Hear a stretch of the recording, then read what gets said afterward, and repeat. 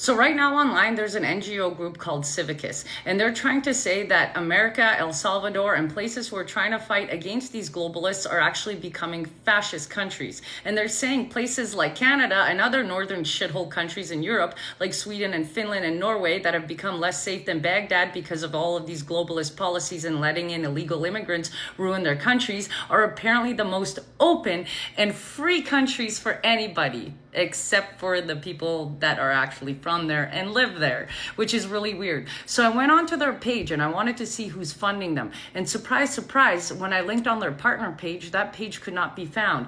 But unfortunate for George Soros, I have VPN and I also have Yandex, and I found the entire list of who's funding this group. So let me just explain what these idiots are trying to say. So these are the 10 points that they're looking at with each country to see how free that country is and how fast it's going towards fascism.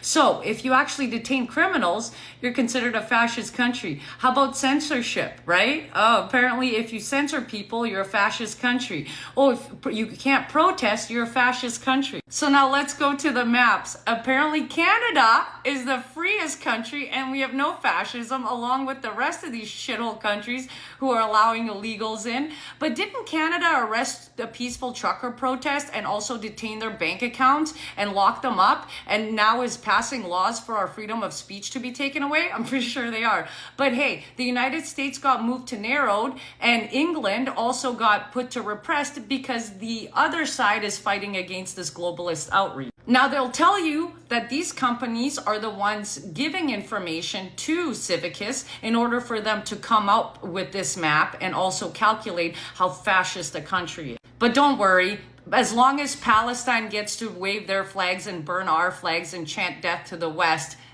you're not in the fascist-like thing.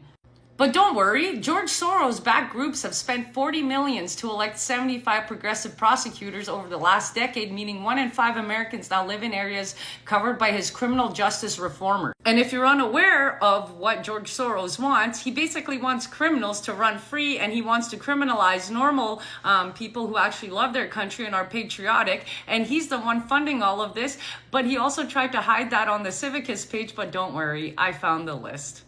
We've got the Aga Khan Foundation in Canada, and we all know that little thing with Justin Trudeau and Aga Khan and the island that's, you know what? The Canadian International Development, of course Canada is. Ford Foundation, no way.